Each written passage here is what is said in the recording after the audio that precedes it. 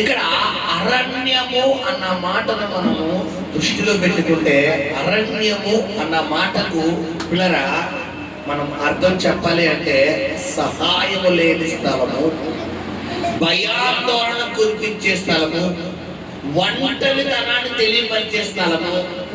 ఎంత మనం దేవుడు నాకు తోడుగా ఉన్నాడని మనం అనుకున్నా కానీ మన ఒంటరి ప్రయాణమే పదే పదే పదే పదే పదే పదే మనకి జ్ఞాపకం చేసుకునే స్థలము, మనకు సహాయము అందని స్థలము.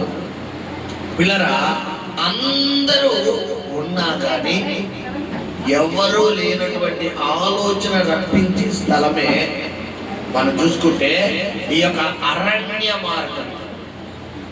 ఒక రోడ్డు మీద ఎవరైనా మనం విడిచిపెట్టేసి నీకు నాకు సంబంధం లేదు, నీ జీవితం నువ్వు బతుకు, నా జీవితం నేను బతుకుతానన్నారు అనుకోండి, ఆ రోడ్డు మీద నుంచి ఏదో ఒక మార్గంలో వెళ్ళగలం. అవునా కాదా పిల్లరా? ఏదో ఒక ఊరు వెళ్ళగలం. ఇప్పుడు అదే కనుక అరణ్యం దృష్టి పెట్టుకుంటే, అదే ఆ రోడ్డు మీద వదిలేసినటువంటి వ్యక్తి ఇప్పుడు అరణ్యంలో ఒకవేళ మనల్ని విడిచిపెడితే ఎటు వెళ్ళాలో కూడా, ఎటు వెళ్తున్నామో కూడా, అసలు మన జీవితము ఎటు ప్రయాణం అవుతుందో కూడా తెలియలేనటువంటి పరిస్థితిలో మనం నేటి దినాన చాలా మంది జీవితాలు ఎలాగే ఉంటాయి పిల్లరా. ఆర్థిక పరంగా, ఆత్మీయ పరంగా, ఆరోగ్య పరంగా, కుటుంబ పరంగా, పిల్లల ఉద్యోగ పరంగా, వ్యాపార పరంగా, రకరకాల విధానాలుగా అరణ్యము వంటి అనుభవం. అయితే ఇక్కడ ఆఖరు కూడా అరణ్యంలో ఏం చేస్తుందంటే అటు ఇటు తిరుగుతుందంట. అంటే అర్థం ఏంటి? అటు ఇటు తిరగడం అంటే ఇటు ఇటు తిరగడమా? ఆ మాటకు అర్థం ఏంటి పిల్లరా? అటు ఇటు తిరగడం అంటే పిల్లరా ఎటు వెళ్ళాలో కూడా తెలియలేని పరిస్థితులు ఎవరున్నారంటే ఆఖరు. ఈరోజు ఈ వాక్యం పెట్టినటువంటి సహోదరి సహోదరుడు, నువ్వు కూడా అదే పరిస్థితుల్లో ఒకవేళ స్థలానికి వస్తే నీతో మాట్లాడుతాడు ప్రభు. హల్లెలూయా. గమనించండి, ఆ అరణ్యము మొట్టమొదటిగా అరణ్యము అనేది మనకి భయాన్ని పుట్టిస్తారు. నేటి దినాన చాలా మంది పిల్లరా మరి భయం. ఇందాక వాక్యంలో కూడా ప్రభు నాతో మాట్లాడాడు,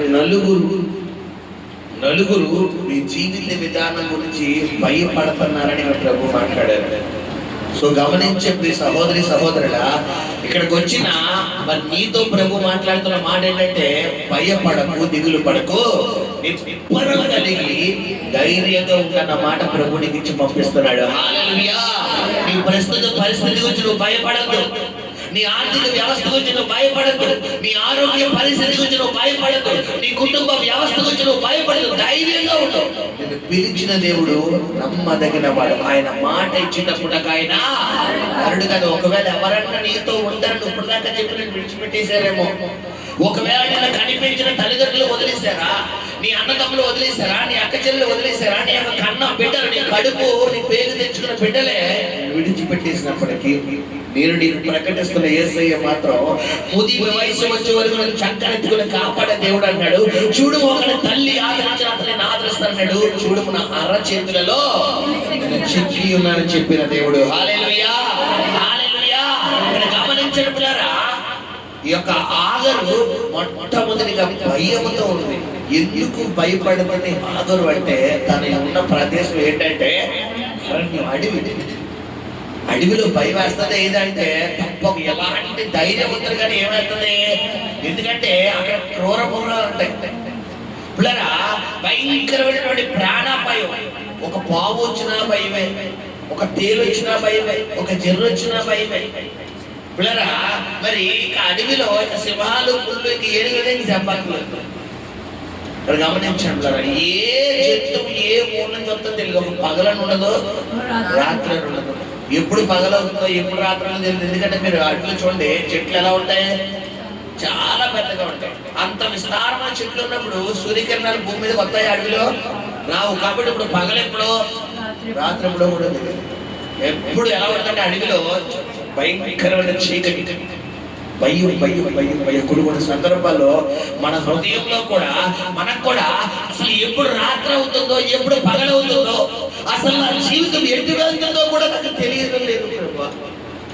అసలు ఎందుకు నా జీవితం ఏంటి ఏంటి నా బ్రతుకు నాకు అర్థం కావట్లేదు అని ఒకవేళ ఈ మధ్యాహ్న కాలంలో బాధపడే స్థలానికి వస్తే హాగరుతో మాట్లాడిన దేవుడు నీతో మాట్లాడబోతున్నాడు. హల్లెలూయా, హల్లెలూయా.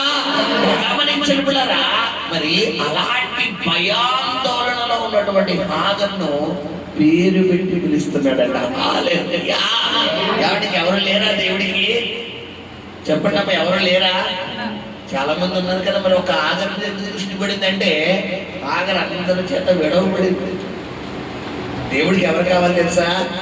ఎవరైతే విడవబడ్డారో, ఎవరైతే మొదలు పడ్డారో, ఎవరైతే మనుషుల చేత తృణీకరించబడ్డారో, త్రోసివేయబడ్డారో. పిల్లరా, మరి బైబిల్లో మనం చూసుకుంటే పిల్లరా, యాకోబుకు పిల్లరా నలుగురు భార్యలు. అందులో మొట్టమొదటి భార్య ఎవరంటే లేయా. లేయకున్న ఒక మైనస్ ఏంటంటే, ఆమెకున్న బలహీనత ఏంటంటే జబ్బు కలగడు. అయితే ఆ జబ్బు కళ్ళు అనేది మనుషులందరికీ ఏంటంటే పిల్లరా మరి మైనస్. ఎందుకంటే పురుషుడికి స్త్రీ నచ్చాలి అంటే ఆమె ముఖ రూపం, కండ్లు కావచ్చు, పెదాలు కావచ్చు, ఇంకా ముక్కు కావచ్చు, చెవులు కావచ్చు, ఇంకా ఆమె ముఖ రూపంలో ఉన్నటువంటి అవయవాలన్నీ సౌందర్యంగా చక్కదిద్దుకుంటేనే పిల్లరా పురుషుడు ఆకర్షణ అవుతాడు. అయితే ఈ లేయాలో ఉన్న మైనస్ ఏంటంటే జబ్బు కండ్లు. పిల్లరా, ఆ జబ్బు కండ్లు అవడం వల్ల పిల్లరా మనుషులందరి చేత ఆమె ద్వేషించబడింది. అయితే ప్రభు చెప్తున్న వాక్యం ఏంటంటే మనం చూసుకుంటే కనుక లేవియా కాండంలో ఉంది దేవుని వాక్య భాగం. పిల్లరా ఏంటంటే లేయా మనుషుల చేత ద్వేషించబడితే చూసి యెహోవా ఆమె గర్భాన్ని తెరిచాడట. హల్లెలూయా. ఈ రోజు మనుషుల చేత ద్వేషించబడుతున్నావా? దేవుడి దృష్టిలో ఫస్ట్ ప్లేస్ లో ఉండబోతున్నావు. హల్లెలూయా. నీ కుటుంబ సభ్యుల చేత, నీ బంధువుల చేత, నీ రక్త సంబంధకుల చేత, నీ యొక్క అన్నదమ్ముల చేత, నీ అక్క చెల్లెల చేత, నీ అత్తమామల చేత, నీ కుటుంబ సభ్యుల చేత ఒకవేళ నువ్వు ద్వేషించబడుతూ నువ్వు వేస్ట్ రా, నువ్వు వేస్ట్, నువ్వు ఎందుకు పనికిరావు, నువ్వు వేస్ట్ వేస్ట్ వేస్ట్ అంటే thank you boss, thank you boss, thank you sister, thank you. నీ దృష్టిలో నేను వేస్ట్ అయ్యాను కాబట్టి ఆయన దృష్టిలో నేను బెస్ట్ అయిపోయాను అన్నది. హల్లెలూయా, హల్లెలూయా. లేయా ద్వేషించబడుట ఆయన చూచి ఏం చేసినట్టు పిల్లరా? లేయా గర్భం తెరిచేశాడట. హల్లెలూయా. కొన్ని సందర్భాల్లో మనుషుల చేత మనం ద్వేషించబడుతున్నాము, మనుషుల చేత తృణీకరించబడుతున్నాము, మనుషుల చేత విడవబడుతున్నాము అనుకునే సమయంలోనే మనం ఏమవ్వాలంటే పిల్లరా సంతోషించాలి. కానీ మనుషులుగా మనం ఏం చేస్తాం పిల్లరా? బాధపడతాం.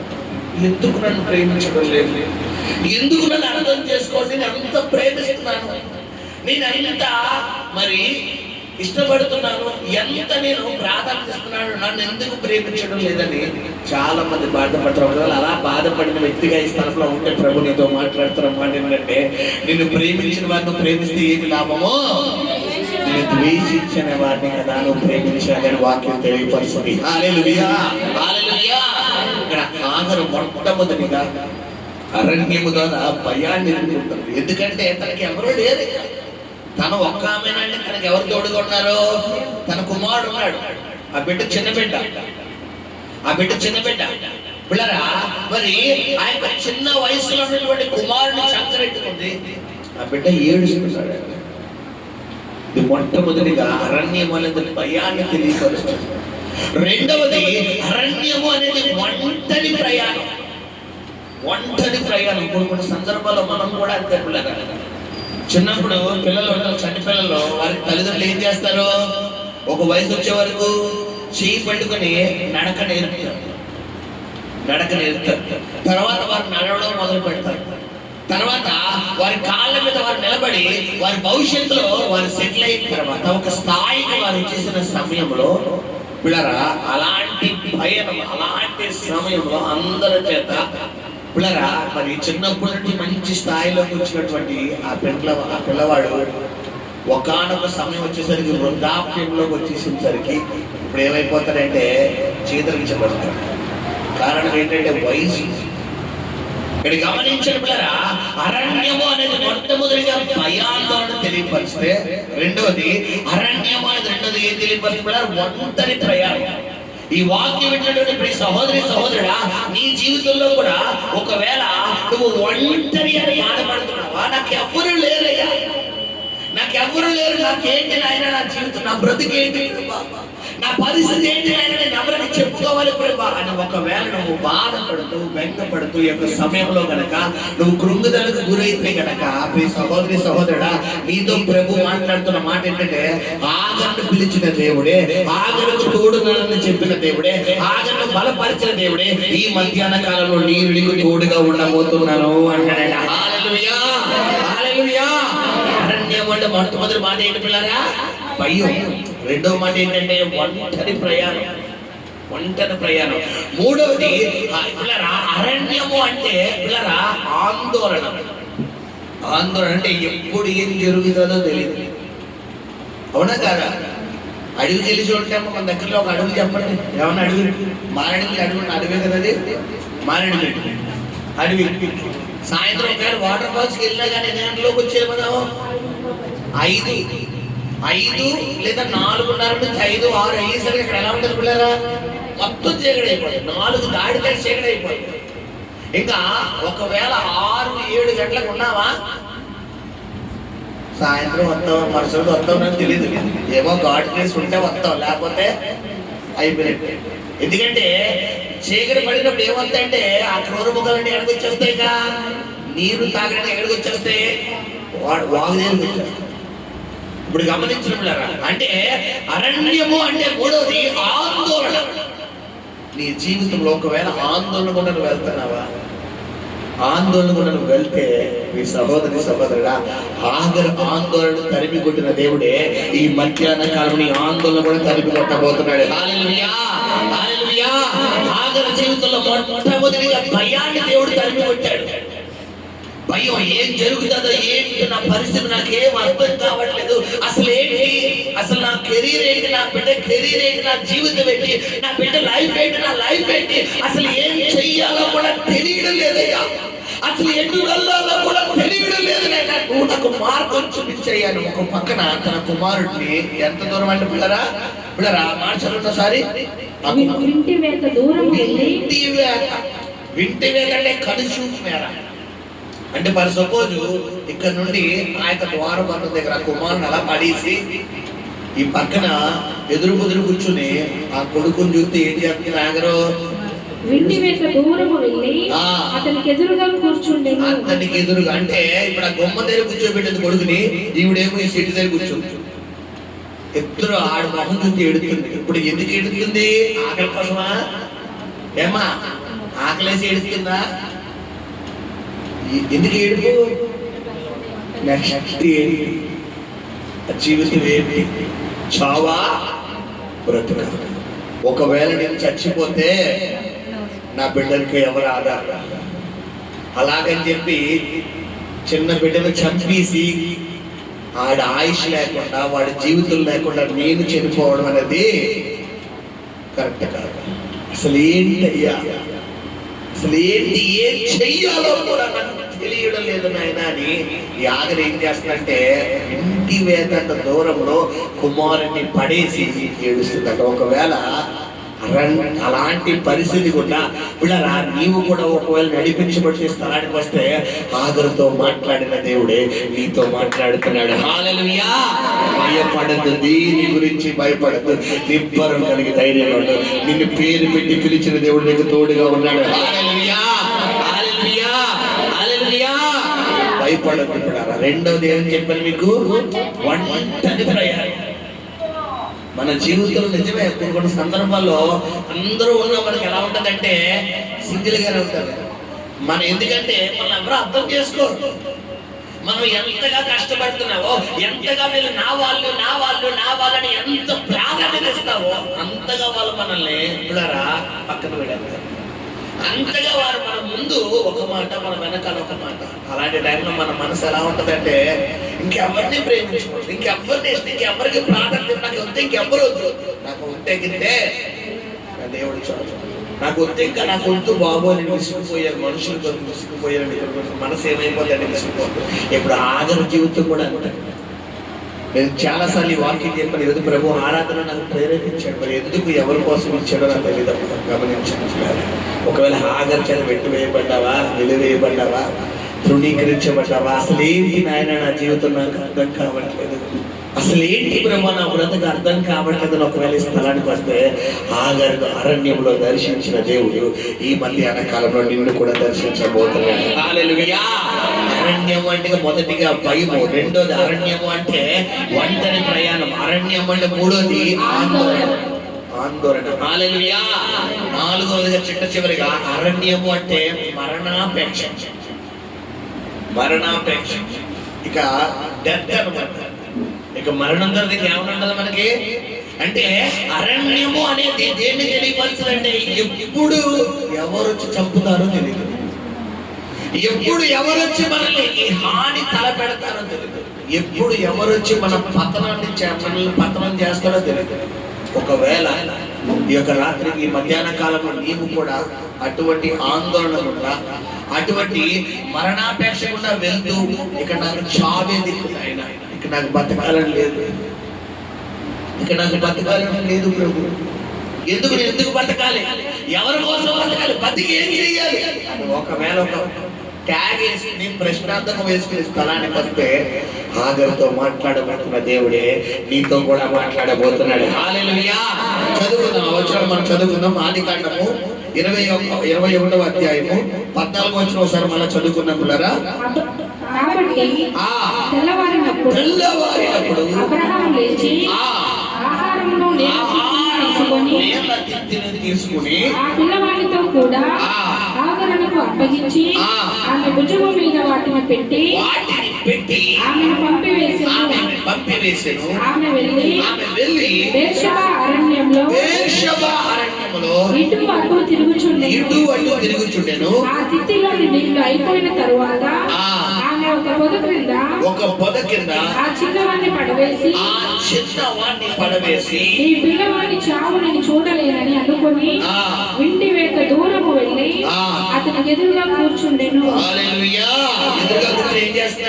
ఆమె ఎదురుగా కూర్చుండి ఎలుగెత్తి ఏడవడం వేరు పిల్లరా, ఎలుగెత్తి ఆడవడం వేరు. ఏడవడం అంటే మనలో మనం ఏడవడం, ఎలుగెత్తి ఆడవంటే అయ్యో నా జీవితం ఏంటి ప్రభు ఎలా అయిపోయింది, అయ్యో నా బ్రతికేంటి ఆయన ఎలా అయిపోయింది, ఎందుకు ఇలాంటి జీవితం గుండా వెళ్తారు. చాలా మంది కొన్ని సందర్భాల్లో ఇటువంటి అనుభవం గుండా వెళ్తారు. గట్టిగా అరవాలనిపిస్తుంది, గట్టిగా ఏడవాలనిపిస్తుంది, ఎవరి గుండెల మీద పడిపోయి గట్టిగా ఏడ్ చేయాలనిపిస్తుంది. కానీ అలా ఆదరించమని ఎవరు దొరకరు, అలా ఓదార్చమని ఎవరు దొరకరు. పిల్లరా ఒక గదిలోకి వెళ్ళిపోయిందంటే ఎనకనే వెళ్ళిపోయి గట్టిగా కేకలేసేసి అని చెప్పి గట్టిగా మన ఫీలింగ్ అంతా చెప్పుకోవాలి అనిపిస్తుంది. ఆగని పరిస్థితి కూడా అదే, అరణ్యం ఎలుగెత్తి ఏడుపు. అమ్మా నీ కన్నీటికి సమాధానం ఇచ్చే దేవుడు ఆయన. హల్లెలూయా, హల్లెలూయా. ఆ ఎలుగెత్తి ఏడ్చెను. తర్వాత దేవుడు ఆ చిన్నవాని మొరను వినెను. అప్పుడు దేవుని దూత ఆకాశం నుండి ఆగరును పిలిచి ఆగరు నీకేమి వచ్చినది, భయపడకుము. ఆ చిన్నవాడు ఉన్న చోట దేవుడు వాని స్వరము విని ఉన్నాడు. హల్లెలూయా. శబ్దముగా స్తోత్రం చేద్దాం. హల్లెలూయా. మొట్టమొదటిగా ఆగరుతో మాట్లాడుతున్న మాట, ఆగరు నీకేమొచ్చింది, ఎందుకు ఆలోచిస్తున్నావు, ఎవరో లేదని ఎందుకు ఆలోచిస్తున్నావు, ఎవరో మనుషులు ఈ రోజు రేపు పొద్దున పోయే వాళ్ళ కోసం ఎందుకు ఆలోచిస్తున్నావు, ఎవరో విడిచిపెట్టిన ఎందుకు ఆలోచిస్తున్నావు.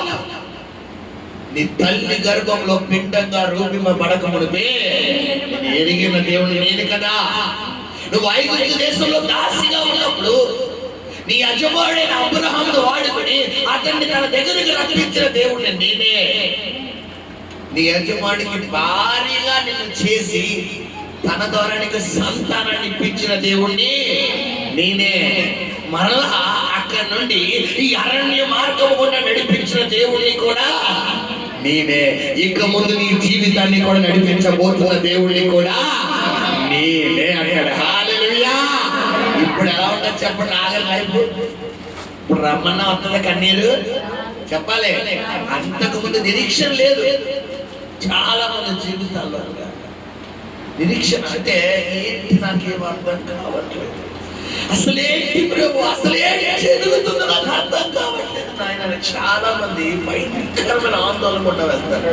ఒకవేళ అలాంటి ఆందోళన గుండా వెళ్తే స్థలానికి వస్తే ప్రభు నీతో మాట్లాడుతున్న మాట ఏంటంటే, పిల్లరా, భారం మోస్తున్న సమస్త జనులారా నా యొద్దకు రండి, నేను మీకు విశ్రాంతి ఇస్తానని రండి. హల్లెలూయా. ఇప్పుడు హాగరుతో మాట్లాడుతున్నాడు దేవుడు. ఏంటంటే, హాగరు నీకేం వచ్చిందమ్మా, my dear love you doctor, నా ప్రియ కుమార్తె, వై ఆర్ యు క్రైయింగ్? ఎందుకు ఏడుస్తున్నావు? ఎందుకు ఏడుస్తున్నావు? ఎవరు నీకు తోడలేరే? మనుషులు లేరని ఏడుస్తున్నావా? డబ్బు పోయిందని ఏడుస్తున్నావా?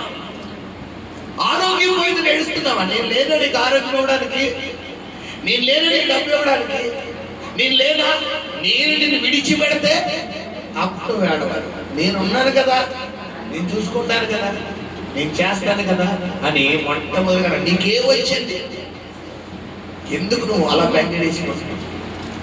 ఆ బెంగ నుండి ఏం చేయమని మధ్యాహ్న కాలంలో నిన్ను బయటికి రా, బయటికి రా, ఆ బెంగ నుంచి బయటికి రా. నేను ఒంటరి వాడిని, ఒంటరిదన్న బెంగలోంచి బయటికి రా. నిన్ను పిలిచిన దేవుడు నమ్మదగిన వాడు, ఆయన మాట ఇచ్చేటప్పుడు నరుడు కాదు. హల్లెలూయా, హల్లెలూయా. నీ తల్లి గర్భంలో ఉన్నప్పుడు ఆగరు నిన్ను చూశాను కాబట్టి అబ్రహాము ఐగుప్తు దేశానికి మరి వెళ్ళినప్పుడు అనేక మంది దాసులను తీసుకొచ్చినప్పుడు నిన్ను సెపరేట్ చేసుకున్నాను అన్నాడట. హల్లెలూయా, హల్లెలూయా. ఈ యొక్క రాత్రి కాలం, మధ్యాహ్న కాలంలో నిన్ను కూడా ఆయన ప్రత్యేకపరుచుకున్నాడు కాబట్టి ఎన్నో సంఘాలు ఉండగా ఈ సంఘానికి తీసుకొచ్చి ఈ మధ్యాహ్న కాలంలో నీకు కావలసిన మాట ఇచ్చి పంపించబోతున్నాడు. హల్లెలూయా, హల్లెలూయా, హల్లెలూయా. నా తల్లియు నీవే, నా తండ్రియు నీవే, నా తల్లి తండ్రి నీవే, నా తోడుయు నీవే, నా నీడయు నీవే, నా తోడు నీడ నీవే. అందరూ నన్ను విడిచినా, నీవు నన్ను విడువనంటివే. అందరూ నన్ను విడిచినా, నీవు నన్ను విడువనంటివే. నా తల్లియు నీవే, నా తండ్రియు నీవే, నా తల్లి తండ్రి నీవే, నా తోడుయు నీవే, నా నీడయు నీవే, నా తోడు నీడ నీవే. నేను నిన్ను నమ్ముకుంటిని,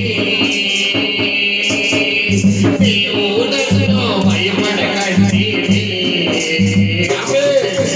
నేను నిన్ను నమ్ముకుంటిని, నీవు నన్ను భయపడకంటివి. నా కొండయు నీవే, నా కోటయు నీవే, నా కొండ కోట నీవే, నా కొండయు నీవే, నా కొండయు నీవే, నా కొండ కోట నీవే. అందరూ నన్ను విడిచినా, నీవు నన్ను విడువనంటివే. అందరూ నన్ను విడిచినా, నీవు నన్ను విడువనంటివే. హల్లెలూయా. అందరి చేత విడవబడ్డవా? బాధపడకు. కొన్ని సందర్భాల్లో దేవుడు ఆయనకి దగ్గర చేసుకోవడానికి కాదు, దేవుడు ఎంచుకున్న ఒక మార్గంలో గల మార్గం ఏంటంటే ఇదొకటి.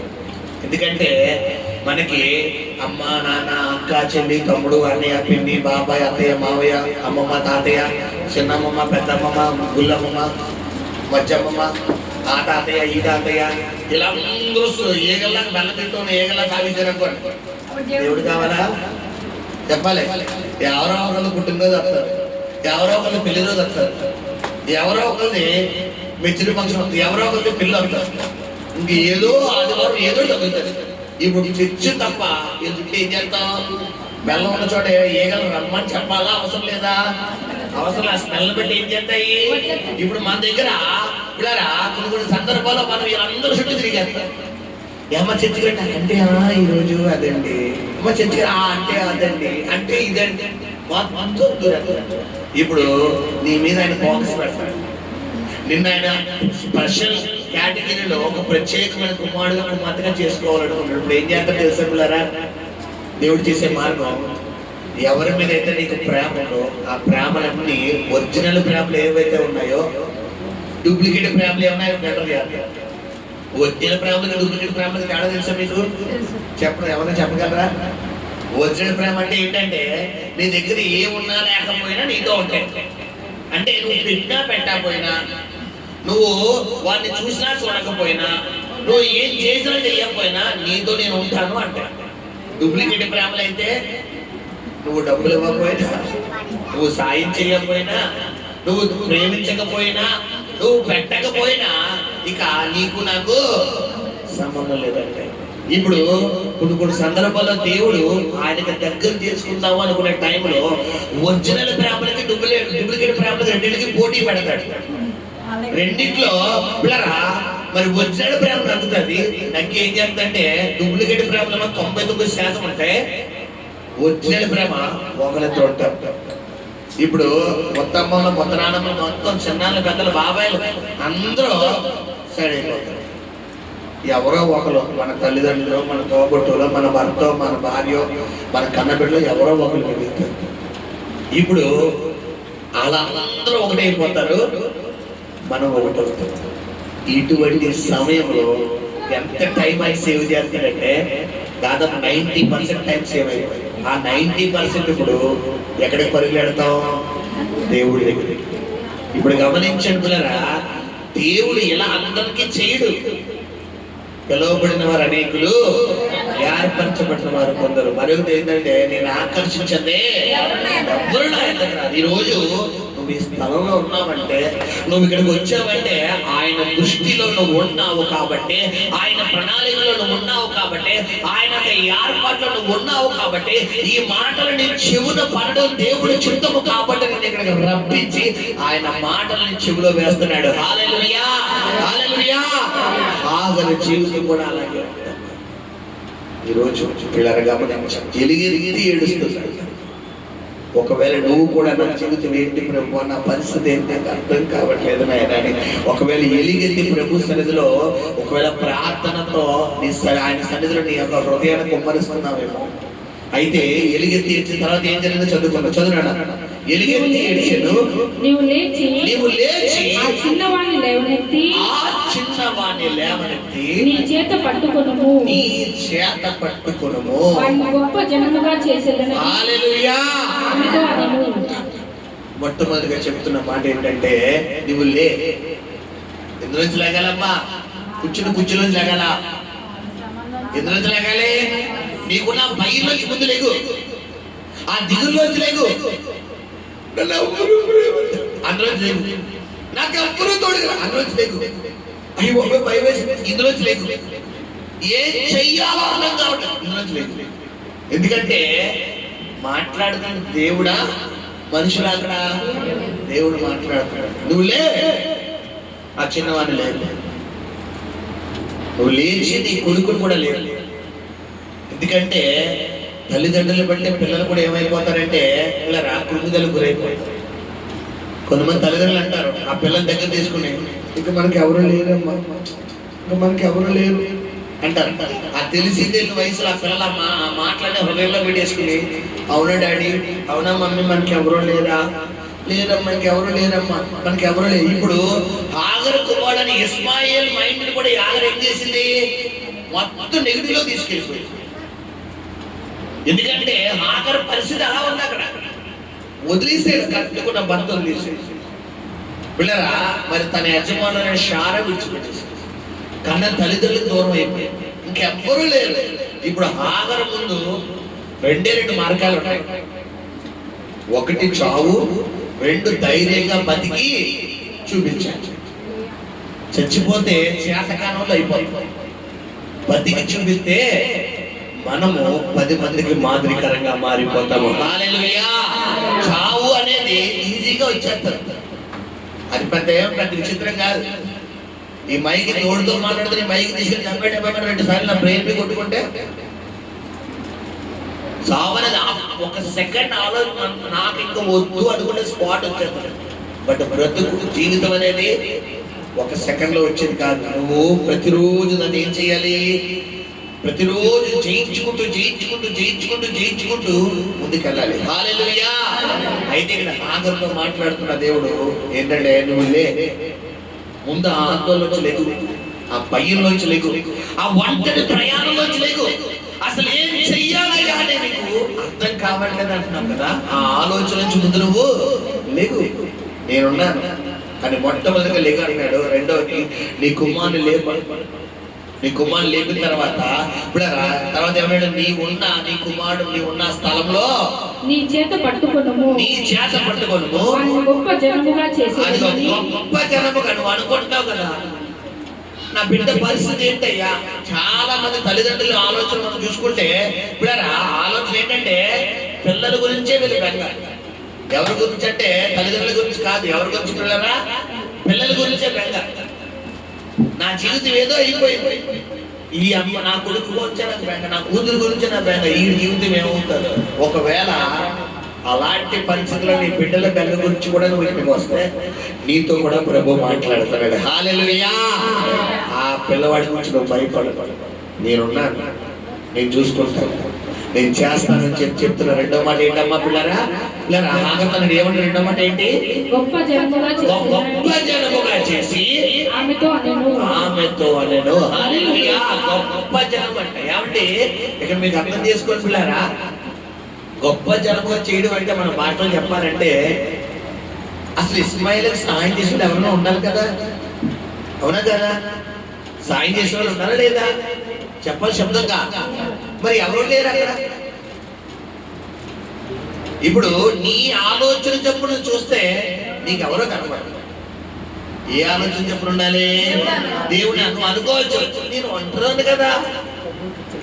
ఒంటరిదాన్ని కదా, నాకెవరు సాయం చేస్తారు? ఈ ఊరి అరణ్యులు, ఈ అడవులు ఎవరు వస్తారు? నాకు ఎవరు సాయం చేస్తారు? ఎవరుంటారు నాకు తోడుగా? నాకు ఎవరో తెలియదు కదా అని ఒకవేళ నువ్వు అనుకుని ఆగర్లాగా నువ్వు బాధపడి బెంగపడి భయపడితే ఆగర్తో మాట్లాడే దేవుడే నీతో మాట్లాడుతున్న మాట ఏంటంటే, మొట్టమొదటిగా నువ్వు ఉన్న ఆందోళన నుంచి లేకమ్మ, ఆ భయం నుంచి లేకు, ఆ కృంగుదల నుంచి లేకు.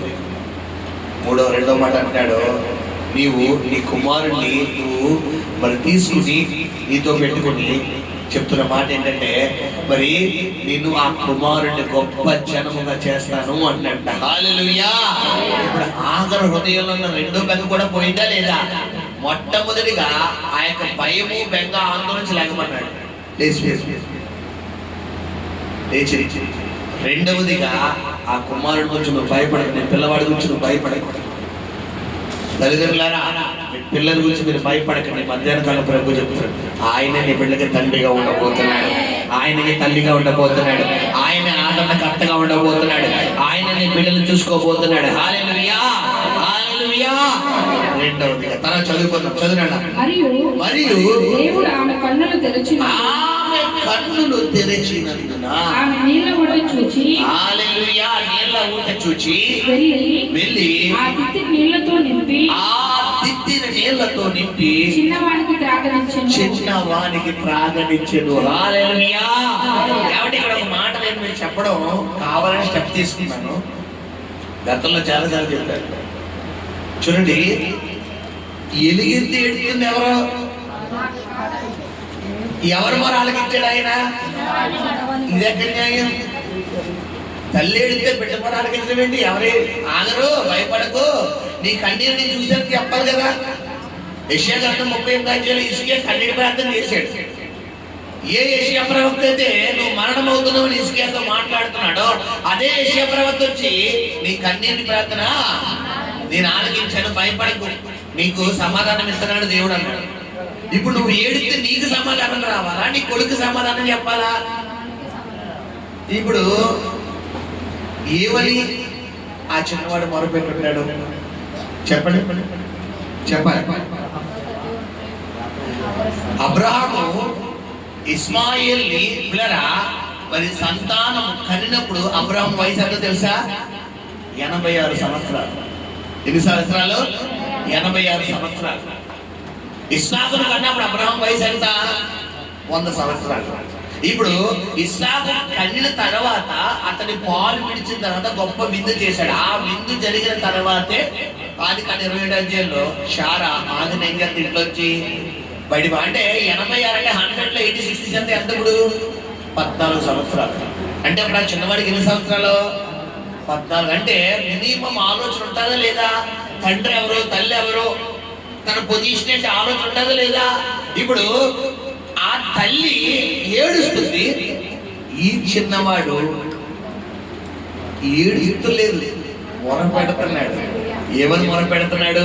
నా తండ్రి, నా అబ్రాహాము దేవా, నా తండ్రి నాతో చెప్పేవాడు, నా దేవుడు నన్ను ఆకాశ నక్షత్రాల వలె చేస్తానన్నాడు, సముద్ర ఇసుక రేణువుల వలె చేస్తానన్నాడు. నా తండ్రి నాతో చెప్పేవాడు, మరి నాకు వాగ్దానం ఇచ్చి, నా తండ్రికి వాగ్దానం ఇచ్చి, మరి నా వంశావళిని వ్యాపింప చేస్తాను. నా తండ్రితో మాట్లాడిన యెహోవా దేవా ఎక్కడున్నావు అని ఆ చిన్నవాడు ఆ అరణ్యంలో ఎలిగెత్తి మొరపెడుతున్నాడు. ఓ పక్కన తల్లి కన్నీరాడే, ఓ పక్కనేమో కొడుకు ప్రార్థనాడే. ఇప్పుడు ఉన్నాడు పరలోకంలో ఆయన? చెప్పండి. మామూలుగా పరలోకంలో ఆయన భూమి మీద నింపాలంటేనే కన్నీటి సందర్భం పంపించేవనుకోండి. ఆ సందర్భం ఆయన కొట్టుకుని ఎవరి వచ్చేస్తాడు? ఇప్పుడు దానికి తోడు ఈ ఇస్మాయిల్ ఏమని మొరపెట్టుంటాడంటే, పిల్లరా నా తండ్రి నా అబ్రహాము దేవా ఒక్కసారి జ్ఞాపకం చేసుకో నాయన, ఒక్కసారి జ్ఞాపకం చేసుకో అని ఎవరికి మొరపెడతాడు? పిల్లరా దేవుడికి మొరపెడతాడు. హల్లెలూయా. ఇప్పుడు ఇతడు చేసిన ఈ మొర దేవుడు ఆలకించాడు. హల్లెలూయా. ఆ చిన్నవాడున్న చోట అతడు పెట్టిన మొర, ఆ మాట చదువురా, ఆ చిన్నవాడున్న చోట చదవండి. ఆదికాండము 22-21 అధ్యాయము. ఆ చిన్నవాడు దేవుడు ఆ చిన్నవాడి మాట వినెను.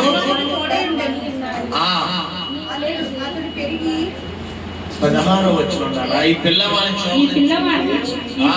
చావు నేను చూడలేనని అనుకొని ఇంటి వేత దూరము వెళ్ళి అతనికి ఎదురుగా కూర్చుంటెను. ఆమె ఎదురుగా కూర్చుండి ఎలుగెత్తి ఏడ్చెను.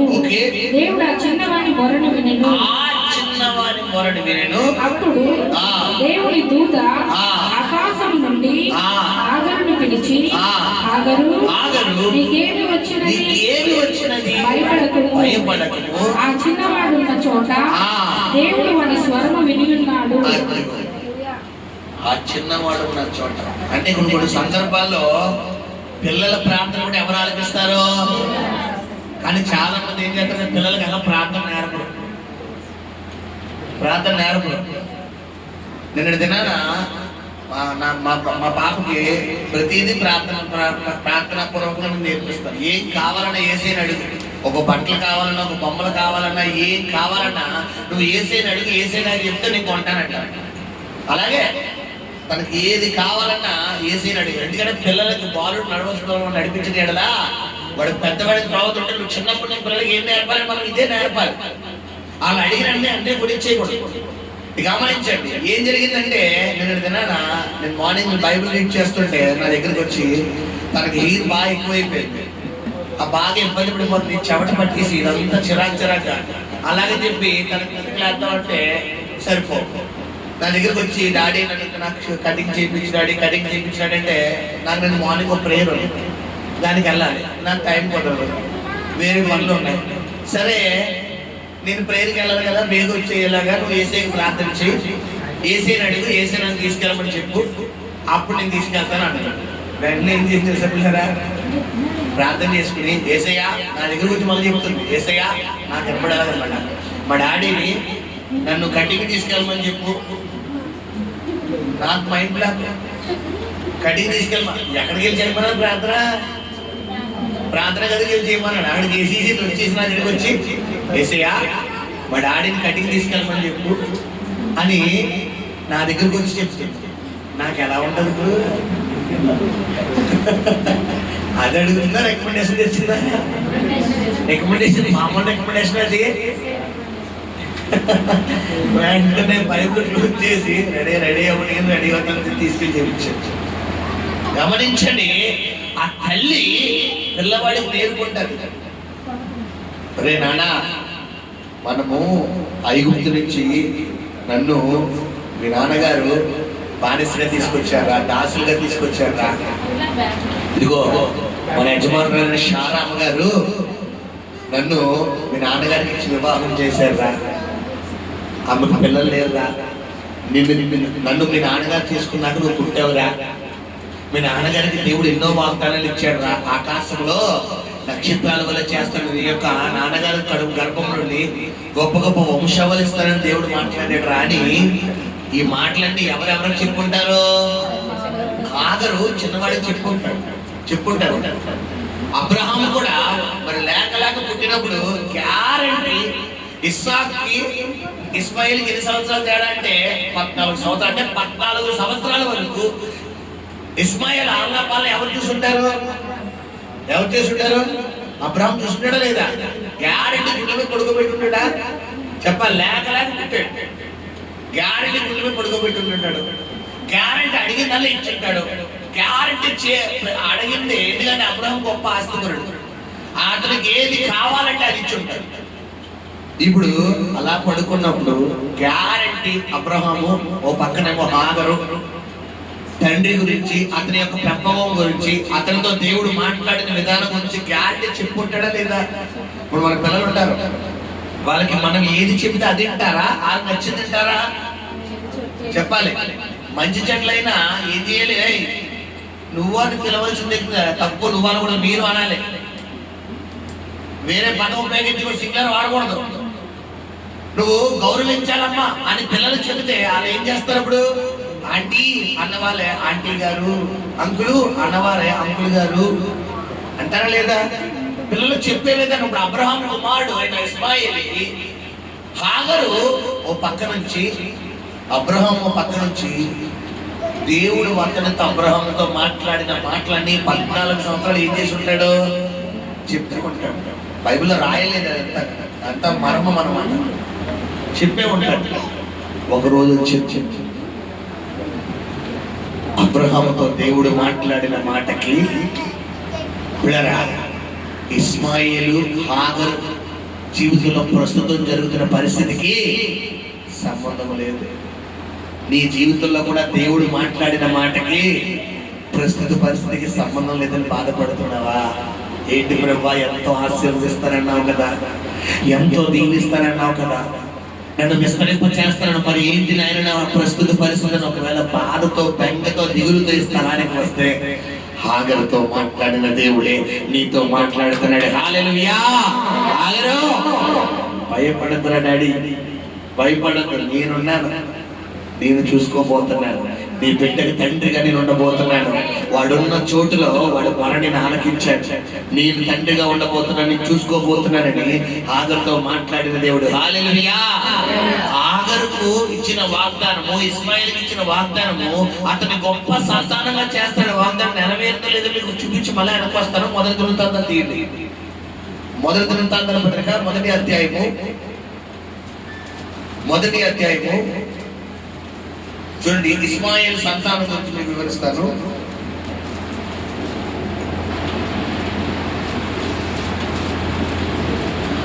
మొదటి అధ్యాయము 29 చదువునా. అబ్రహాము కుమారులు ఇస్సాకు, ఇష్మాయిలు వీరి తరములు ఏవనగా ఇష్మాయిలునకు జ్యేష్ఠ కుమారుడు నెబాయోతు, తరువాత కేదారు, అద్బాయిలు, మిషాయిలు, మిష్మా, దూమా. చూడండి ఎంతమంది సంతానం అంటే ఒకళ్ళు చదువుకుంటారంటమ్మా. మొట్టమొదటి ఎవరంటే జ్యేష్ఠ కుమారుడు నెబాయోతు 1, కేదారు 2, అద్బుయేలు 3, బిగ్బాము 4, మిష్మా 5, దూమా 6, 7, అదాదు 8, 9, 10, 11, 12. వీరు ఇస్మాయిల్ కుమారులు. వీరు ఓన్లీ జ్యేష్ఠ కుమారులు. అంటే యాకోబు 12 గోత్రాలు ఎలా పుట్టారో అలాగే ఇస్మాయిలీకి కూడా 12 గోత్రాలు. మీకు ఒక విషయం చెప్పమంటారా? సౌదీ అరేబియా, కువైట్, ఖత్తరు, మస్కట్లో ఉన్నటువంటి అరబ్బులందరూ ఎవరి సంతానం అనుకుంటున్నారు? ఇస్మాయిల్ సంతానమే. సౌదీ అరేబియా సీట్లు అంటాం కదా మనం, అరబ్బులు అంటాం కదా. ఆ కువైట్ ఇప్పుడు మన దగ్గర ఉన్న ముస్లిమ్స్ వీళ్ళందరూ ఎవరి సంతానం అనుకుంటున్నారు? ఇస్మాయిల్ సంతానమే. ఇప్పుడు క్రిస్టియన్స్ కి ఇస్మాయిల్ ఎలా ఉన్నారు? ఇప్పుడు ప్రపంచంలో జనాభా ఎంత విస్తారంగా ఉన్నారు? హిందూస్, ముస్లిమ్స్, క్రిస్టియన్స్ ముస్లిమ్స్ కదిలితే 100% ఎంత పర్సెంటేజ్ ఉంటుంది? దాదాపు 70% ఉంటుంది. మిగతా 30% ఎవరంటే హిందూస్, వేరే కల్చరల్ అందరూ. దాన్ని బట్టి అర్థం చేసుకోవచ్చు. ఈరోజు గొప్ప స్థానం ఎవరిని పెట్టాడు దేవుడు? అబ్రహాము సంతానాన్ని పెట్టాడు. హల్లెలూయా. మొట్టమొదటిగా అబ్రహాముకి ఇచ్చిన వాగ్దానము హాగరు ద్వారా దేవుడు నెరవేర్చాడు. హల్లెలూయా, హల్లెలూయా. ఇప్పుడు చెప్పండి, ఒంటరిగా ఉన్న ఇస్మాయిల్ ఇచ్చిన వాగ్దానం నెరవేరిందా లేదా? చెప్పాలి. ఈ రోజు నీకు ఇచ్చిన వాగ్దానం నెరవేర్చగలదా లేదా? నెరవేర్చగలడు. కాబట్టి మనం ఏం చెయ్యాలి? వాగ్దానం ఇచ్చిన దేవుణ్ణి చూడాలా, వాగ్దానాన్ని చూడాలా? నీకు మాట ఇచ్చేటప్పుడు ఆయన నీ ప్రస్తుత పరిస్థితులను దృష్టిలో పెట్టుకుంటే నీకు ఏమీ జరగదు. ఏం చూడాలంటే ఫ్యూచర్ చూడాలి. ఏం చూడాలమ్మా? ఎందుకంటే ఆదికాండము 15వ అధ్యాయంలో అసలు అబ్రహాముకు సంతానమే లేనప్పుడు, ఆదికాండం 15వ అధ్యాయం 12వ వచనంలో అబ్రహాము 4వ తరం గురించి దేవుడు మాట్లాడుతున్నాడు. ఆ మాట చదువుకుని మనం ముగిద్దాం. చదువునా? ఆదికాండము 15వ అధ్యాయము 12వ వచనంలో పోయినప్పుడు ఓకే, భయంకరమైన కటిక చీకటి అతనిని కమ్మగా ఆయన నీ సంతతి వారు తమది కాని పరదేశమందు నివసించి ఆ దేశపు వారికి దాసులుగా నుండురు. వారు 400 ఏళ్ళు వీరిని శ్రమ పెట్టిందురు. ఏమండి, మీరు గమనించిన వంశం పిల్లరా? ఆదికాండము 12వ అధ్యాయంలో అబ్రహాము దేవుడు పిలుస్తున్నాడు. అబ్రహాము లేచి తండ్రి ఇంటి నుండి, నీ దేశం నుండి, నీ బంధువుల నుండి విడిచిపెట్టి నీకు చూపించి దేశానికి వెళ్ళాడు. 12వ అధ్యాయంలో 13వ అధ్యాయంలో అబ్రహాముకు వెండి, బంగారము, గొప్ప పశు సంపదించి ఆశీర్వదిస్తున్నాడు. పిల్లరా, ఇక్కడ 13వ అధ్యాయం 14వ అధ్యాయంలో వాగ్దానాలు ఇస్తున్నాడు. 15వ అధ్యాయం వచ్చేసరికి దేవుడు అసలు అబ్రహాముకు సంతానమే లేదు, కానీ ఎన్ని జనరేషన్స్ గురించి మాట్లాడుతున్నారు? నీ సంతతి వారు తమది కాని దేశం ముందు. పిల్లరా, మరి బానిసలుగా ఉన్న ఎన్ని సంవత్సరాలు అంటే 400 సంవత్సరాలు. అంటే 4వ తరం వారు అంటాడు. అసలు కొడుకే లేడు, 4వ తరం ఎక్కడికి వస్తున్నారు ఆయన? ఏంటి ప్రభా నాకంటే కామెడీ మ్యాను, ఇంకెవరు దొరకలేదా నీకు అని అనుకుంటాం. ఎవరైతే మనం అయితే. కానీ అబ్రహాము నిరీక్షణకు ఆధారం లేని టైంలో దేవుని నమ్మిన ఆయనకి అది ఆయనకి నీతిగా ఎంచబడింది. ఈ ప్రస్తుత పరిస్థితిని ఎప్పుడు దృష్టిలో పెట్టుకోకూడదు. నా దేవుడు అన్నాడు, నా దేవుడు చేస్తాడు. ఇదంతా ఆప్రాలు. ఏం చెప్తున్నా నీకు? ఇశ్రాయేలు ప్రజలు ఎర్ర సముద్రం ఎదురైపోయినప్పుడు దేవుడికి మొరపెడ మోషే మీద తిరుగుబాటు చేస్తుంటే మోషే ఏమో ఎవరికి మొరపెడుతున్నాడు? దేవుడు మొరపెడు. దేవుడే మోషే నాకెందుకు ఇక మొరపెడుతున్నావు, నీకేమిచ్చాను? అధికారమైన కర్ర కొట్టుదాండి, తర్వాత ఏం చెయ్యాలని చూసుకుంటారంట. వెంటనే అధికారమనే ఆ కర్రని తీసుకుని ఆ సముద్రం అనే సమస్యను కొట్టగానే సమస్య 2 పాయలైపోయి నీకు ఐవెలుడు ఇచ్చేసింది. హల్లెలూయా. ఆ అధికారం అనే కర్ర ఏంటి తెలుసా? యేసు నామం. ఉపయోగించి యేసు నామం పలుకో. యేసు నామములో ఎడారి వంటి నా జీవితంలో సెలయేళ్ళు ప్రవహించబడును గాక. యేసు నామములో మా రాబట్టి నా చేదైన జీవితంలో మధురమైన అనుభవం వచ్చును గాక. యేసు నామములో కృంగిపోయిన నా బ్రతుకు లేవనెత్తబడును గాక. యేసు నామములో పడిపోయిన నా జీవితం మరలా తిరిగి లేపబడును గాక. మాట్లాడు, నీకు గురించి మాట్లాడు. ఎస్కేల్ 37:1-14 నీకు ఆధారం. ఎండిపోయిన ఎముకలతో దేవుడు మాట్లాడుతున్నాడా? యెహెజ్కేలు చేత మాట్లాడుతున్నాడా? ఈ రోజు ఆ యెహెజ్కేలు ఎవరెక్కడా? మనమే. నీ ఎండిపోయిన ఎముకలతో నువ్వే మాట్లాడు. ఇప్పుడు యెహెజ్కేలు ఏం చెప్పాడు? ఎండిపోయిన ఎముకలారా యెహోవా నామం పెట్ట మీకు ప్రవచనమెత్తి పలుకుతున్నాను అంటాడు. ఇప్పుడు యెహెజ్కేలు చెప్తే ఎండిపోయిన ఎముకలు ఉంటాయా? చెప్పండి అమ్మా. ఎండిపోయిన ఎముకలు అంటే ఏంటి? స్కల్లా చెప్పాలి. నీ ప్రస్తుత సమస్య ఎండిపోయాయి. అసలు ఏం ఆధారం లేదు, అసలు స్కోప్ లేదు, అసలు జరుగుతుందన్న ఆశ కూడా లేదు. ఒక చెట్టు ఉంటుంది, ఆ చెట్టుకు ఆకులు తెంపేసిన తర్వాత మళ్ళీ ఆకులు వస్తాయని నిరీక్షణ ఉంటుందా లేదా? చెప్పాలి. కారణం ఏంటి? కొమ్మలు ఉన్నాయి కాబట్టి. ఇప్పుడు కొమ్మలు నరికేసిన తర్వాత కూడా ఆధారం అవకాశం ఉంటుందా లేదా? ఉంటుంది. కారణం ఏంటి? పిల్లరా, మరి ఆ కొమ్మలో ఎక్కడైతే పూర్తిగా నరకం, ఎంతవరకు నరికామో ఆ కొమ్మలో ఆ ఇలా ఎరగొట్టం, ఆ సగం వరకు నరుకుతాం. అందులోంచి మళ్ళీ ఏమవుతుంది? చిగురు. ఇప్పుడు ముద్దే నరికేసి ఇంకా కొమ్మలు లేవు, ఏమీ లేవు, మధ్యలో ఉన్న కాండం ఏదైతే అది కూడా నరికేసి ఫైనల్ గా లాస్ట్ లో ఇంత మొత్తం కింద ఇంత మొత్తం నీ ప్రస్తుత పరిస్థితి ఎలాగే ఉంది. ఆ మొద్దు నుండే చిగురు పుట్టించే దేవుడిని నీకు ప్రకటిస్తున్న దేవుడు. హల్లెలూయా, హల్లెలూయా. దేన్ని దృష్టి పెట్టుకో, దేవుడిచ్చిన మాట మీద నువ్వు ఫోకస్ పెట్టుకో. నా దేవుడు ఇస్తానన్నాడు, నా కార్యం చేస్తానన్నాడు, ఆయన చూసుకుంటాడు. ఎందుకంటే అసలు గర్భమే తెరవబడుతుంది అనుకున్న సమయంలో శారా గర్భం తెరిచిన దేవుడు, అసలు కార్యమే జరగదనుకున్న సమయంలో మృతుల లోకానికి వెళ్ళిపోయిన లాజరును తిరిగి లేపిన దేవుడు, అసలు తినడానికి ఆహారమే లేదనుకున్న సమయంలో ఏలియాకి కాకోలం చేత ఏం పంపించాడు? రొట్టె ముక్కలా. ఏ మాసం? KFC చికెన్ అనుకుంటా, మంచి ఫ్రైడ్ చికెన్. పిల్లరా లెగ్ పప్స్ పంపించాడు, లాలిపప్పు పంపించాడు తెలియదు కానీ పిల్లరా ప్రతి ఉదయములు అస్తమయములు అంట. మళ్ళీ ఏ పూట కాబట్టి ఫ్రెష్ చికెన్. ఇంక మనమైనా ఏం చేస్తామమ్మా?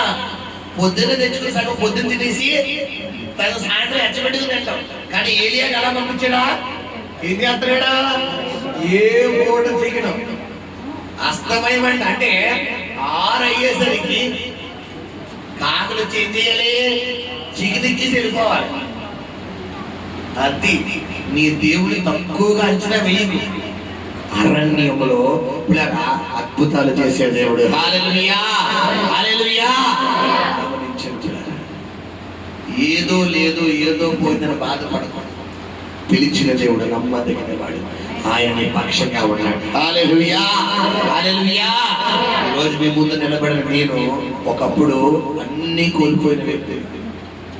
అసలు బ్రతుకే లేదు, మా జీవితమే లేదు, మా కెరీరే లేదనుకునే సమయంలో ఆయన నిలబడ్డాడు. ఈ రోజు నన్ను నిలబెట్టాడు.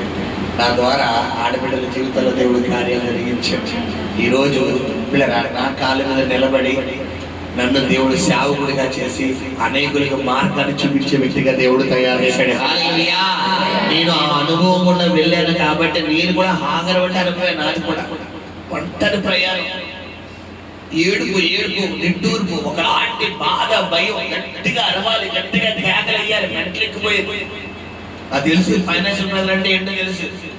పిల్లరా మానసిక ఒత్తిడి అంటే ఏంటో తెలుసు. దిగులు అంటే తెలుసు. భయం అంటే తెలుసు. పిచ్చెక్కిపోతుంది. అన్ని అనుభవాలు కూడా నడిపించి ఇప్పుడు ఆ అన్నిటికీ గుడ్ బై చెప్పేసి కొత్త కోణంలో నడిపిస్తూ దేవుడి రాజ్యం కట్టే స్థితిలో దేవుడు తీసుకెళ్ళాడు. హల్లెలూయా. మొదటి రేంజ్లో నన్ను ఉంచాడు, రెండో రేసులో మిమ్మల్ని అందరినీ ఉంచబోతున్నాడు. హల్లెలూయా. నాకు చేసిన దేవుడు మీకు చేయగలడా లేదా? నేను నమ్మాను, మీరు నమ్మాలి. మొదటిగా మీకు హాగర్ ఉదాహరణ చూపించాను, రెండవదిగా నా ఎగ్జాంపుల్ మీకు చెప్పాను, మూడవదిగా నాకు చేసిన దేవుడు నీకు కూడా చెయ్యడానికి సామర్థ్యుడైన దేవుడు. హల్లెలూయా. హల్లెలూయా.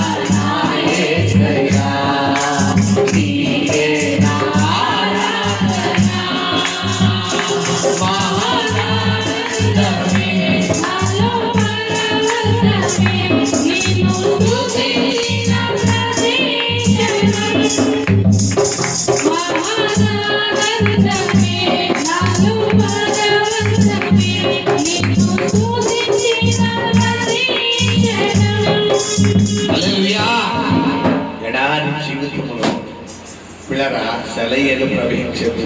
ప్రస్తుత పరిస్థితిని ఏం చేయకూడదు, మనం చూడకూడదు. ఆదికాండము 15వ అధ్యాయంలో ప్రస్తుత పరిస్థితి శూన్యంగా ఉన్నా కూడా దేవుడు నీ తర్వాత 4వ తరమని అబ్రహాము కుమారుడని ఇస్సాకు, ఇస్సాకు కుమారుడని యాకోబు, ఏసావు, యాకోబు 12 గోత్రాలైనటువంటి మరి 12 గోత్రాల గురించి మాట్లాడుతూ అందులో 11వ గోత్రం అనే యోసేపు గురించి మాట్లాడుతూ, యోసేపు ఐగుప్తు దేశం నుండి కానాను దేశం ఐగుప్తు దేశం బానిసగా వెళ్తాడు. తర్వాత చెయ్యిన నేరానికి చెరసాలకు వెళ్తాడు. తర్వాత మరో దృష్టిలో పడతాడు. తర్వాత కళలు కానీ కళలు మరో గురించి కళలు అర్థము పిల్లరా మరి యోసేపు చెప్పడం ద్వారా యోసేపు ఐగుప్తులో గవర్నర్ అవుతాడు. మరి గవర్నర్ అయ్యాక మరి కానాన్లో భయంకరమైన కరువు వచ్చినప్పుడు ఐగుప్తులో ధాన్యం సమృద్ధిగా ఉందన్న వార్త తెలుసుకుని యాకోబు సంతానం ఒక్కొక్కరుగా రావడం, తర్వాత 70 మందిగా రావడం, కాలక్రమేణా వరకు లక్షల మందిగా తయారవడం, ఆ తర్వాత వారు బానిసత్వంలో నిర్మాకాండము 2వ అధ్యాయంలో వారి దేవునికి మొరపెట్టగా వారి మొర ఆలకించిన దేవుడు వారిని విడిపించడానికి ఎవరిని పంపిస్తున్నాడు? మోషేను పంపిస్తున్నాడు. హల్లెలూయా. చూసారా, ప్రస్తుత పరిస్థితిని బట్టి దేవుడు మాట్లాడాడా? ఫ్యూచర్ని బట్టి దేవుడు మాట్లాడాడా? ఇప్పుడు దేవుడు అదే దేవుడు ఇప్పటికీ సజీవంగా ఉన్నాడా లేదా? ఇప్పుడు చెప్పాలి, నీ ప్రస్తుత పరిస్థితి నీ చేతిలో 10 రూపాయలు కూడా లేవు. ఆయన ఫ్యూచర్ ఎలా మాట్లాడతాడు తెలుసా? నువ్వు అపార్ట్మెంట్ కొంటామన్నమాట, ఫ్లాట్ కాదు. నేను తప్పుగా అనలేదు, పొరపాటుగా అసలు ఫ్లాట్ కాదు, అపార్ట్మెంట్ కొంటామన్నమాట. అపార్ట్మెంట్ ఎక్కడ, ఫ్లాట్ ఎక్కడ? ఫ్లాట్ 1 కోటి రూపాయలు ఉండదు మాస్టర్ గారు. అపార్ట్మెంట్ నువ్వు ప్రస్తుత పరిస్థితి చూడకమ్మా, నువ్వు ప్రస్తుత పరిస్థితి చూడకూడదు. ఏం చూడాలి? ఫ్యూచర్ చూడాలి. ప్రస్తుత నీ పరిస్థితి నీ కుటుంబంలో సమాధానమే లేదు. ఇప్పుడు ఫ్యూచర్ అని చెప్తే తెలుసా? నీ కుటుంబం అంతా అద్భుతకరంగా దేవుడు పాదాల దగ్గర గొప్ప సాక్ష్య జీవితం జీవించబోతున్నారు అడు. ఇప్పుడు ఫ్యూచర్ చూడాలా, ప్రస్తుత పరిస్థితి చూడాలా? చెప్పాలి. నీ ప్రస్తుతం నీ దగ్గర అసలు ఆరోగ్యమే లేదు. కూర్చుంటే నొప్పి, నుంచుంటే నొప్పి, పడుకుంటే నొప్పి, ఆ నొప్పి ఈ నొప్పి మొత్తం ప్రపంచంలో ఎవరికి వెళ్ళి నొప్పి నీకే ఉంటాడు. ఇప్పుడు ఆయన చెప్తాడు నీకు దీర్ఘాయుష్ ఇవ్వబోతున్నాను అంటాడు. ఇప్పుడు ఫ్యూచర్ చూడాలా, ప్రస్తుత పరిస్థితి చూడాలా? ఫ్యూచర్ చూస్తే నీ ప్రస్తుత పరిస్థితి నీకు ఏమవుదు, కనపడదు. కానీ సాతాను ఏం చూడనివ్వడు, ఫ్యూచర్ చూడనివ్వడు. ఫ్యూచర్ చూడగలిగితే అందుకే అంటాడు పిల్లరా, హాగరు ఎప్పుడైతే ఆ ఇస్మాయిల్ గురించి దేవుడు మాట్లాడుతున్నాడో వాడిని గొప్ప సంతానంగా చేయబోతున్నాడని ఇస్మాయిల్లో ఉన్నటువంటి బెంగను దేవుడు తొలగించాడు. రెండవది, ఆగరు కళ్ళు తెరవగానే ఆగరు కళ్ళ ముందు ఏం కనబడుతుందంట, నీటి ఊట. అంటే నీటి ఊట దేనికి సాదృశ్యం పిల్లరా, ఆశీర్వాదానికి సాదృశ్యం. అందుకే నీటి ఊట అక్కడే ఎప్పటి నుంచో ఉందా లేదా, ఉంది. కానీ ఆగరికి ఏమవలేదు. కారణం ఏంటి, ఆగరు హృదయం అంటే దేంతో నింపబడిపోయింది, మనోదుఃఖం. కొన్ని సందర్భాల్లో గుడ్డంతా మనోదుఃఖంతో నింపబడడం ద్వారా ఆకలేదు, నిద్ర పట్టదు, దాహమైంది, అసలు ఎప్పుడు రాత్రి అవుతుందో ఎప్పుడు పగలవుతుందో ఏంటి నా జీవితం పెట్టేస్తుందో కూడా తెలియదు. ఇప్పుడు ఆకలి పరిస్థితి కూడా అలాగే ఉంటుంది. మనోదుఃఖంతో ఎదుర్కొంటారే నీటి ఉంటున్నారు.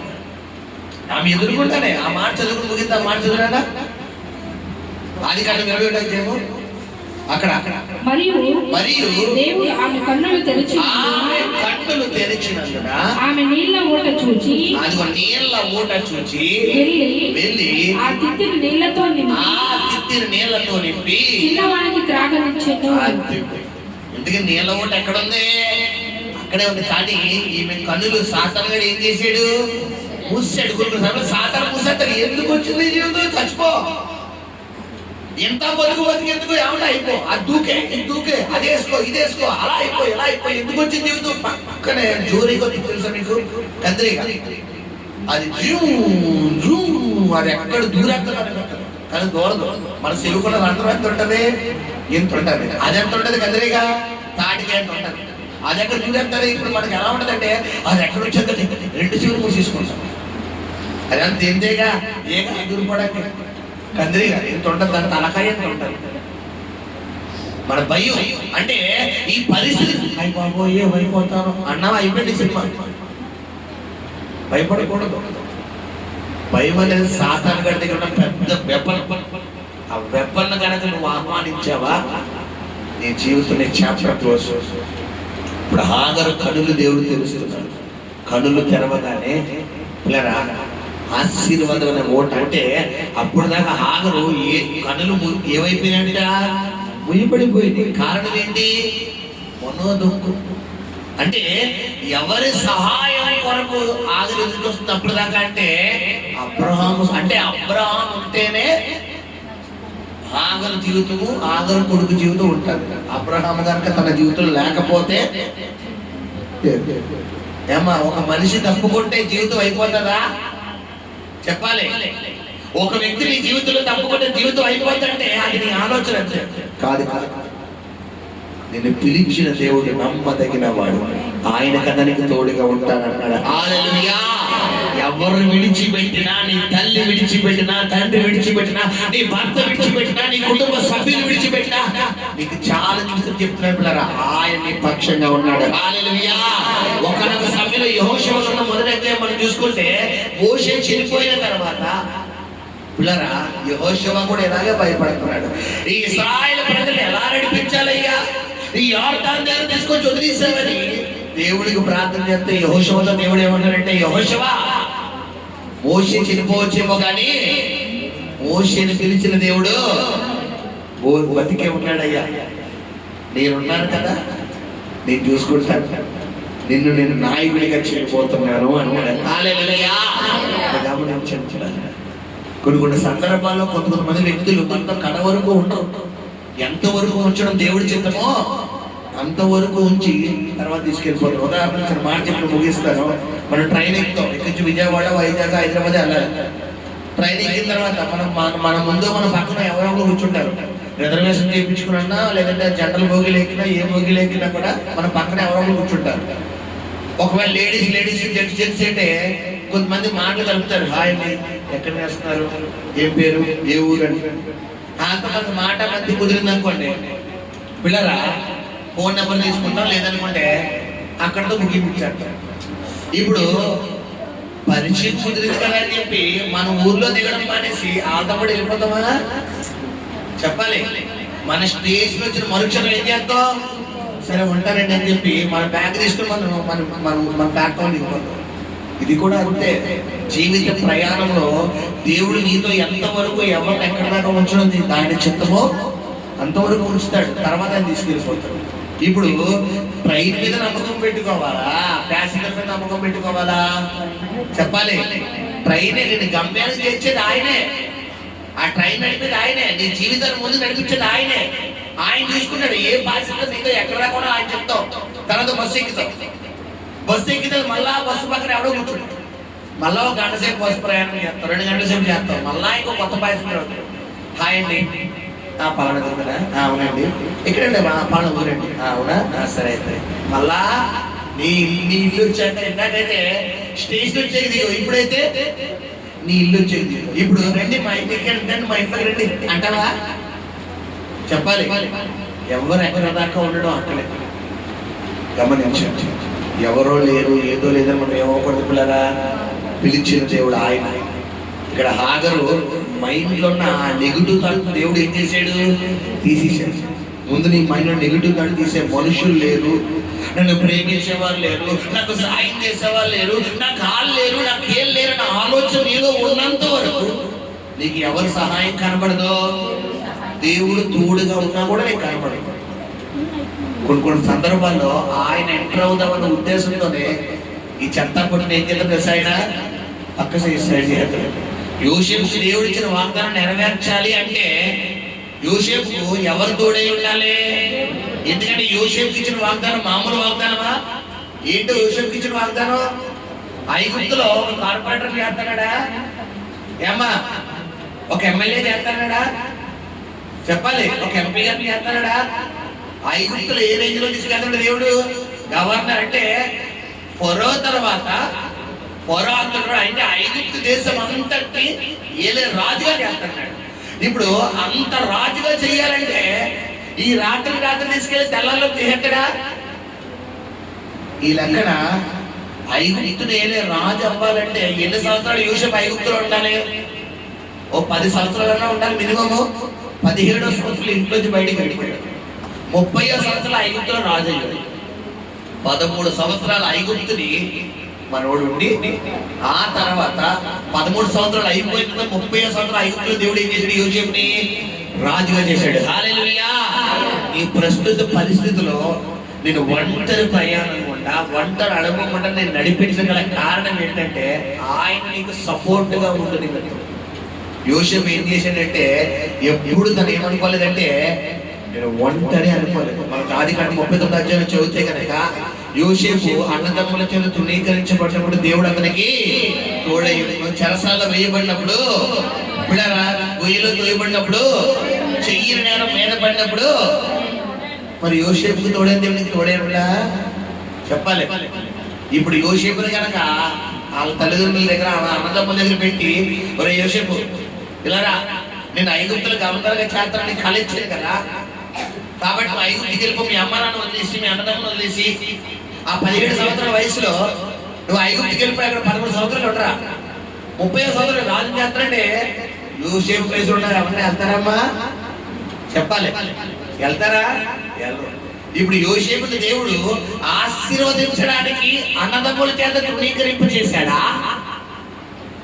యోసేపును బలహీనపరచడానికి తృణీకరింప చేశాడా? శబ్దంగా చెప్పాలి. చెప్పిన వాక్యం ఎంతమందికి అర్థమైతే నేను ఉండని మాట వస్తుంది, అర్థం కాకపోతే వస్తుంది. చెప్పాలి. మళ్ళా చెప్తున్నాడు, యోసేపును ఐగుప్తు దేశంలో ఫరో తర్వాత అంతటి వాడు అవడం, అంతటి వాడు చేయడం అనేది ఎవరి ప్రణాళిక?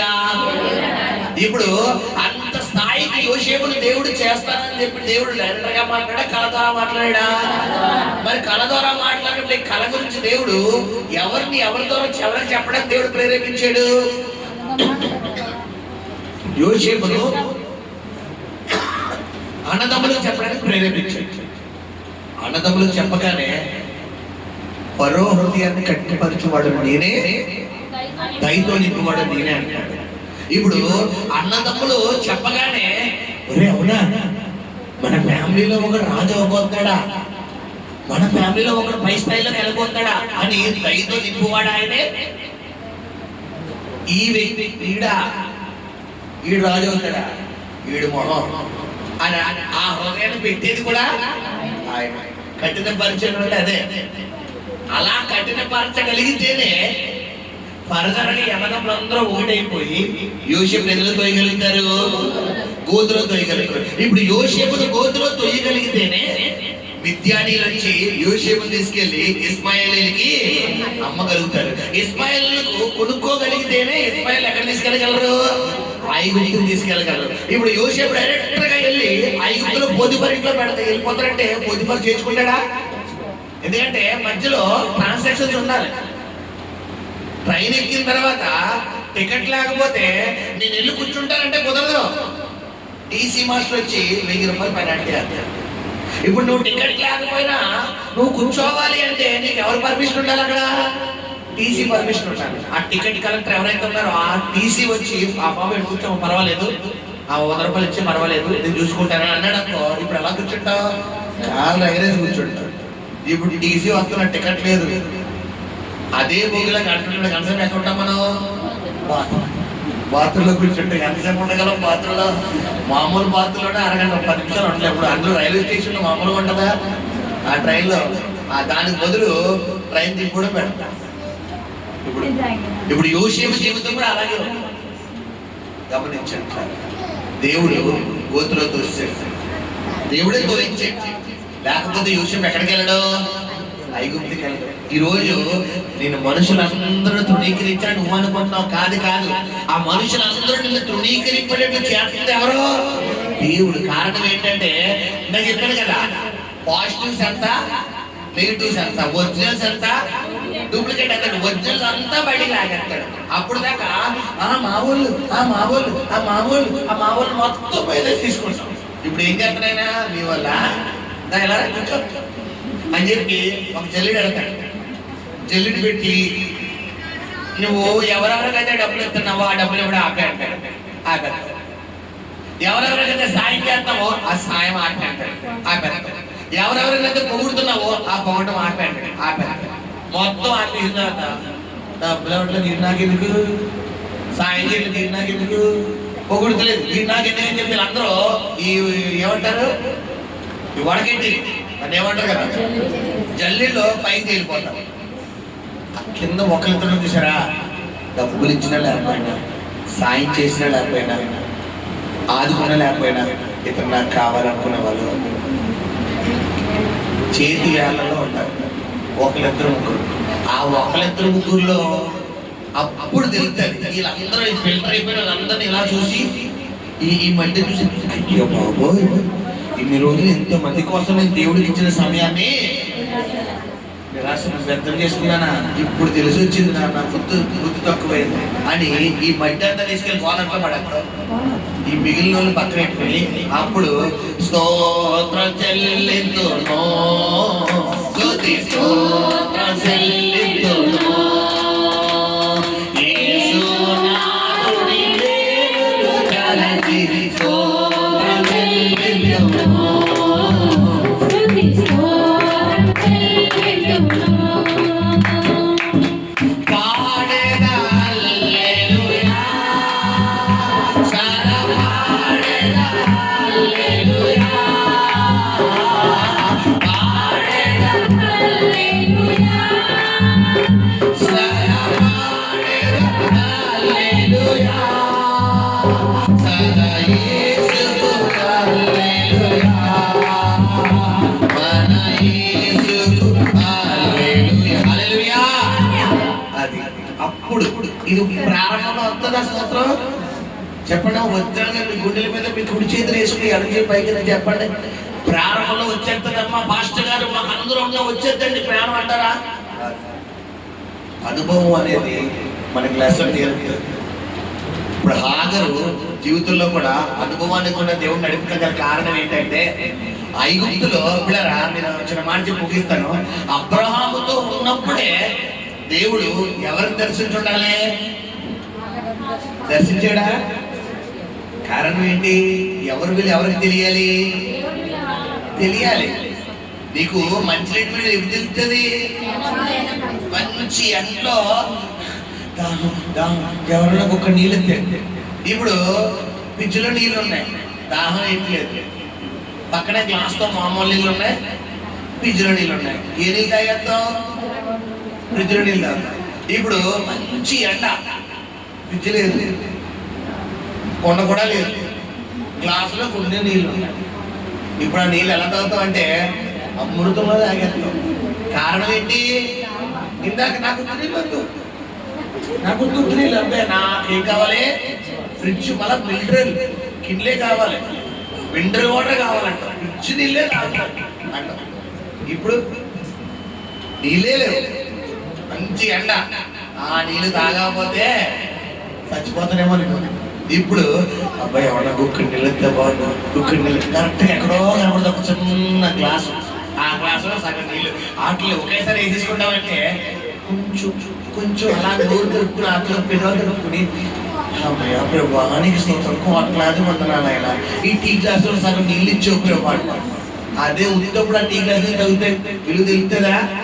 కారణం ఏంటంటే ఆ లెవెల్ దేవుడిని నడిపిన కారణం తెలియాలి, దేవుడి విలువనికి తెలియాలి. తెలిసిన తర్వాత ఇప్పుడు నిజంగా గొప్పడు ఆయన, అయ్యా నిజంగా గొప్పడు, నాకు దాహం అనగానే నాకు మంచి నీళ్ళు ఇచ్చావయ్యా అని ఓ పాట వేసుకుంటాం. ఉత్తప్పుడు వస్తుందా పాట? ఇప్పుడు చెప్పాలి. హాగర్ని ఎక్కడ దర్శించాడు? అరణ్యం, ఒంటరి ప్రయాణం, భయం, ఆందోళన, అందరి చేత విడవడం. ఈ రోజు ఎంతమంది ఆగర్లు ఉన్నారు ఇక్కడ? ధైర్యంగా చేతులు పైకెత్తారు. ఎంతమంది ఆగర్లు ఉన్నారు? ఆగర్తో మాట్లాడిన దేవుడే నీతో ఈ మధ్యాహ్న కాలంలో మాట్లాడాడు. ఆగర్ని దర్శించిన దేవుడే నిన్ను కూడా ఈ మధ్యాహ్న కాలంలో దర్శించబోతున్నాడు. ఆగర్తో బలపరిచిన దేవుడే నిన్ను కూడా బలపరచబోతున్నాడు. ఆగర్కి ఇచ్చిన వాగ్దానమే నీకు కూడా వాగ్దానం ఇచ్చాడు. హల్లెలూయా! భయపడక, దిగులు పడక, నిర్భరంగా ముందుకు వెళ్ళిపో. వచ్చే వారం గల గొప్ప సాక్షిగా దేవుడిని తీసుకురాబోతున్నాడు. హల్లెలూయా! ఈ కొద్ది మాటల మధ్యలో దీవించి ఆశించినాడు, నడిపించును గాక. ప్రార్థన చేసుకుందాం. పరిశుద్ధము, నమ్మకము, కనికరము కలిగిన మీ పరలోకపు తండ్రి, నీ పరిశుద్ధ పాదాలకు లెక్కలేని మహిమ, ఘనత, ప్రభావాలు అర్పిస్తున్నాం. ఆయన యొక్క సమయంలో నీ వాక్యం ద్వారా